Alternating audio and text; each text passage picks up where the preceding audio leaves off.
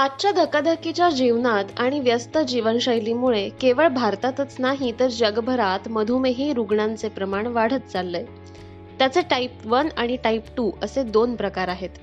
या आजारावर वेळीच योग्य उपचार केले नाही तर इतर अनेक शारीरिक समस्या उद्भवू शकतात.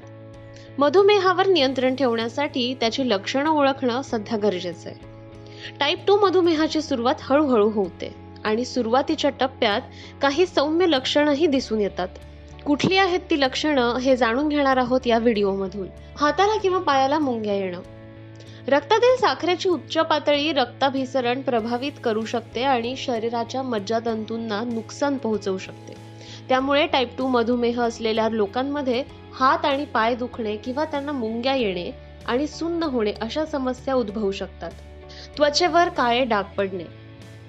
मान, कान किंवा कमरेवर काळे ठिपके देखील उच्च मधुमेहाचा धोका दर्शवू शकतात. हे पॅचेस खूप मऊ आणि मखमली वाटू शकतात.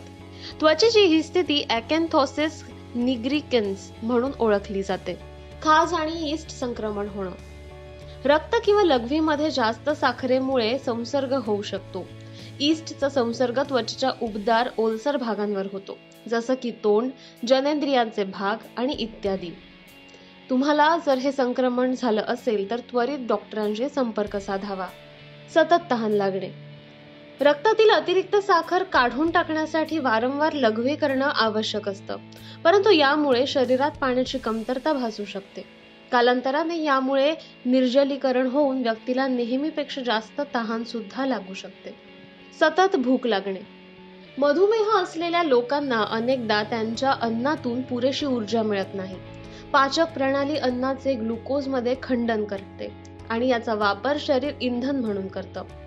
मधुमेह असलेल्या लोकांमध्ये हे ग्लुकोज पुरेशा प्रमाणात रक्तप्रवाहातून शरीराच्या पेशींमध्ये जात नाही.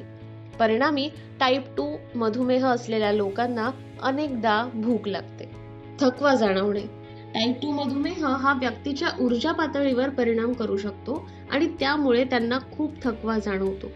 हा थकवा शरीराच्या पेशींमध्ये रक्तप्रवाहातून साखरेच्या अपर्याप्ततेमुळे होतो.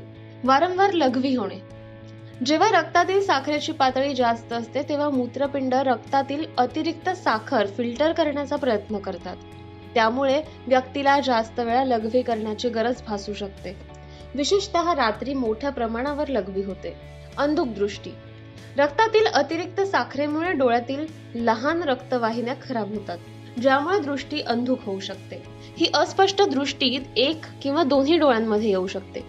जर मधुमेहाने ग्रस्त व्यक्ती उपचाराशिवाय राहिली तर या रक्तवाहिन्यांचे अधिक गंभीर नुकसान सुद्धा होऊ शकते. जखमा हळूहळू बरा होणे.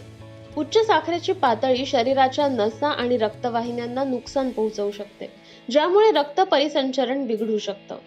परिणामी लहान जखमा देखील बऱ्या होण्यासाठी आठवडे किंवा महिने सुद्धा लागू शकतात.